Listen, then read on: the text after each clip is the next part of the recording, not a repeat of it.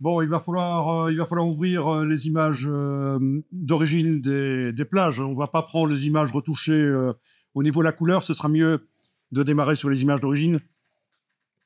Pour la suite, vous ouvrez ça dans Photoshop. Voilà. Les ours plus tard. Les ours, on travaille sur les ours maintenant. On va transférer les ours dans une des plages. Voilà. Ou dans plusieurs d'ailleurs. Ok, donc, bon, je vais par exemple utiliser celle-là. Quoique celle-ci sera mieux pour commencer. Voilà, je vais utiliser celle-là. En fait, il n'y en a vraiment aucune qui convient parfaitement, c'est pas grave. Et voilà donc le principe que vous avez déjà appliqué. On va transférer l'image de l'ours vers la plage, mais dans un premier temps, uniquement l'image de l'ours. Donc, vous prenez le calque de l'ours, vous l'amenez sur l'onglet de la plage, vous descendez sur la plage, voilà, et voilà, vous avez les ours sur la plage. Et là, vous remarquez que au niveau de la correspondance couleur, en fait, c'est pas génial. Ça se voit que c'est un trucage, hein. Voilà. Je peux refaire la même chose avec une autre image de plage, d'ailleurs, ça peut être intéressant. Quelle que soit l'image de plage dans laquelle j'amène les ours. Ah, alors cette image-là, il y a un message sur les profils et on en avait parlé la fois passée, donc voilà. On va convertir vers du Adobe RGB. Apparemment, l'image de la plage ici est en Adobe RGB et l'image des ours est en sRGB. Si vous ne voyez pas ce que c'est, je vous renvoie au cours précédent dans lequel j'ai expliqué brièvement les profils couleurs. Donc, dans ce cas-là, OK. Voilà. Donc voilà, c'était un petit rappel. Vous avez vu comment transférer un calque vers une autre image. C'est hyper simple. Mais on va les jeter. Vous allez jeter les calques que vous venez d'ajouter sur là ou les plages, parce qu'en fait, on va transporter l'ours avec ses ombres, évidemment. Donc, le plus simple pour transporter l'ours avec ses ombres, c'est de mettre l'ours et ses ombres dans un groupe. Donc, vous allez cliquer évidemment sur le premier calque là au-dessus et avec la touche Shift, cliquer sur le calque de la pénombre en bas. Hein. Voilà. Donc, tous les calques intermédiaires se sont sélectionnés et vous allez cliquer sur l'icône du dossier. Ah, voilà. Tout est allé dans le dossier. Voilà.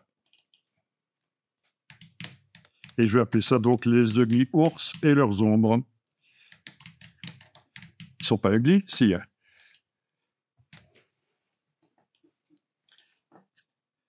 Ok. Oui. Les ugly ours et leurs ombres. Ok, je peux enregistrer le fichier enregistré. Et je vais donc transférer vers une plage. Vers les plages d'ailleurs.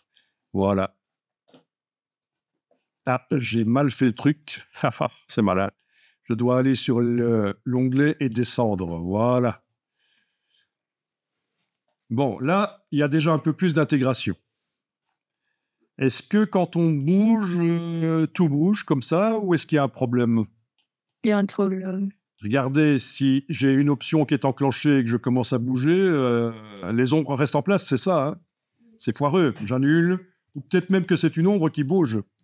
En fait, c'est ceci, hein. Quand vous avez dans l'outil de déplacement, vous avez ceci qui est coché, sélection automatique, ça pose problème parce que dès que vous essayez de déplacer le groupe, en fait, ça vous déplace un des calques du groupe. Donc, faites attention, outil de déplacement, sélection automatique ne doit pas être coché, on en avait parlé certainement. Hein. Et puis ensuite, évidemment, vu que j'ai foiré un peu avec cet outil, il va falloir maintenant que je ferme le groupe. Il faut que le groupe soit fermé. Et dès que j'essaye de déplacer maintenant, ça marche. C'est tout qui se déplace. Donc, je l'avais mis aussi sur l'autre. Non, je l'avais pas mis sur l'autre. OK. Je vais le mettre sur l'autre aussi. Voilà. Voilà, et ça doit marcher. Sympa, ça. Les ombres permettent tout de suite de mieux intégrer les choses, mais alors elles sont peut-être un peu trop fortes par rapport aux ombres qui existent déjà dans le décor. C'est pour ça que parfois il faut aller sur les différents calques d'ombres, diminuer l'opacité. Mais on ne va pas s'en occuper pour l'instant, c'est déjà pas mal. On avait parlé de faire un amener. Oui, par rapport à la ligne d'horizon. La ligne d'horizon représente à peu près 1,60 m. La ligne d'horizon qui doit se situer peut-être ici, elle est là. En fait, oui, elle est là, la ligne d'horizon. Voilà. Oui, donc il faut faire gaffe à ça. En effet, la position, la dimension qu'on va donner, mais pour l'instant, ça passe pas trop mal. Et je vais quand même tester dans les autres plages parce que c'est un peu trop facile, ça. Hein. Voilà. C'est un peu trop facile. À aucun moment, les ours ne sont trop grands par rapport à l'image. Je veux dire, ils débordent pas, quoi. Ok, là, par exemple, pour celle-là, on peut dire qu'ils sont quand même fort grands. On voit quasiment plus la plage. C'est peut-être un peu too much.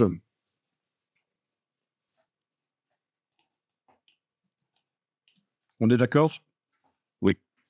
Ok. Là, il faudra éventuellement les mettre avec les mettre en plus petit, avec un reflet, mais voilà. Ok, donc je vous rappelle le principe. Enfin, il y a différentes manières de faire, mais moi, comment je ferais si, quand j'amène l'élément dans le décor, on a l'impression que l'élément est trop grand, mais en fait, c'est le décor qui est trop petit. Je vous rappelle donc le principe, c'est que je vais jeter le groupe et multiplier les pixels du décor et puis ramener l'élément dedans. Mais alors, je vais les multiplier avec le super zoom, tant qu'à faire. Hein. Filtre, Neural Filters.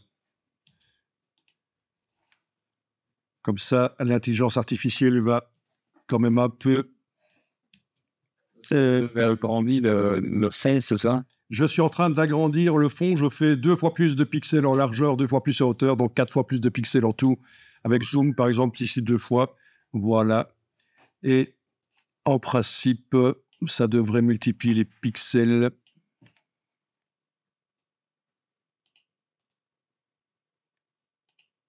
Oui, mais après, le fichier il va être très lourd. Alors, le fichier va être très lourd. Tout est relatif. Donc, en ce qui concerne les fichiers Photoshop professionnels, il n'est pas rare d'avoir des fichiers de 1 giga ou 2 gigas maintenant. Donc, par fichier, on va certainement pas atteindre ça. Ok, donc là... Ah tiens, il m'a fait, quand j'ai demandé à améliorer la netteté, il m'a fait ça, ce qui me laisse subodorer que c'est peut-être une trame, ça venait peut-être d'un magazine, cette image. Bon, peu importe, ça va, on va faire avec. Donc, on doit dire. C'était. Voilà, ok. C'est dans celui-là, voilà. Donc forcément, ça n'a pas marché, c'est pas la bonne. Qu'est-ce que j'ai fait? Ah non, il me l'a mis ailleurs, en fait. La version agrandie. Oui, la version agrandie, elle porte le nom sans titre. Oui, le Neural Filter, ça refait une nouvelle image, en fait. Hein. Donc, c'est dans sans titre que je dois déplacer les ours. Voilà, là, ils sont 2 fois plus petits que ce qu'ils étaient quand je les avais amenés ici. Voilà. Donc, autant faire comme ça, hein, plutôt que de réduire le sujet, autant augmenter la taille du décor et le sujet, donc, est d'office réduit quand on l'amène. Enfin, il n'est pas vraiment réduit, quoi, vous comprenez.